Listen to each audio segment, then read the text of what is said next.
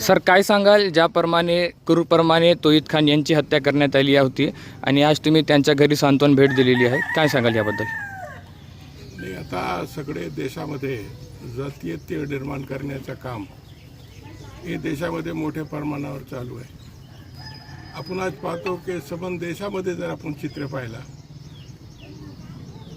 तो मुस्लिम समाजाचे एकटे व्यक्तीला पाहून, मग ते कुणी प्रवासात असेल किंवा असा व्यक्तिगत कुठं जात असेल, त्याला जीवे मारण्याचं काम मोठ्या प्रमाणावर हे देशामध्ये जातीय संघटना, बजरंग दल सारखी म्हणा, गोरक्षकच्या नावामध्ये जे काम करणारे म्हणा, हे लोकांच्या माध्यमातून केलं जाते आणि हे लोकांना सरकारच्या पाठबळ हे निश्चितपणे आपल्याला आज दिसते.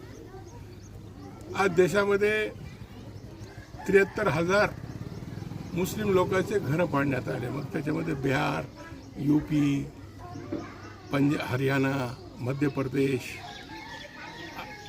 ओडिशा आणि 1.5 लाख जवळपास लोक बेघर झाले. मुसलमानाचे धर्मस्थळ मस्जिद असेल, दर्गा असेल, मदरसे असेल, आज ते सुरक्षित नाही. हे महाराष्ट्र फुले शाहू आंबेडकरची धरती आहे आणि महाराष्ट्रामध्ये जातीय सलोखा टिकून राहायला पाहिजे. हे महाराष्ट्रामध्ये कायदा आणि सुव्यवस्था अबाधित राहिली पाहिजे. मी आपल्या माध्यमातून हे राज्याचे मुख्यमंत्री देवेंद्र फडणवीस साहेबाला विनंती करेन की त्यांच्याकडे ग्रह खाता आहे, त्यांनी जे तौहीद खान यांची निर्गुण जी हत्या करण्यात आली याच्यामध्ये विशेष लक्ष घालून तपास चांगल्या पद्धतीने करून जेवढे आरोपी आहेत त्याच्यामध्ये ते सगळ्याला अटक झाली पाहिजे आणि त्याला कडक शासन झाला पाहिजे, हे आपल्या माध्यमातून माझी विनंती आहे. सगळीकडे एक मागणी होती की अल्पसंख्याक सुरक्षा कायदा सदनमध्ये पारित करण्यात यावा, यासाठी तुम्ही तुमच्या पक्षाच्या माध्यमातून सदनमध्ये आवाज उठवणार का? निश्चितपणे जसा ॲट्रॉसिटी दलित समाजासाठी आहे तसा मुस्लिम समाजासाठी बी एक मुस्लिम सुरक्षा कायदा या ठिकाणी झाला पाहिजे. पण आपण पाहतो की हे देशात हे राज्यामध्ये विशेष करून जे इतर राज्य आहे, हिंदी भाषिक राज्य आहेत, त्या ठिकाणी मुसलमानाला मोठ्या प्रमाणावर टार्गेट केलं जाते आणि हे सरकारकडून सातत्याने हेट स्पीचेस,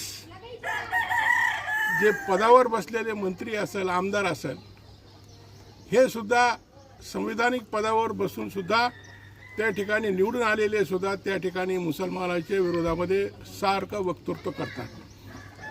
तर आमची मागणी आहे, पण हे कितपत हे सरकार बसलेले लोक किंवा हे सरकार मुसलमानासाठी संवेदनशील आहे हे येणारा काळच आपल्याला सांगेल. मी आपल्या माध्यमातून एवढीच विनंती करेल की हे तौहीद खान यांची जे निर्गुण हत्या झालेली आहे याच्यामध्ये विशेष सरकारने लक्ष घालून त्यांच्या कुटुंबियाला न्याय मिळवून द्यावा.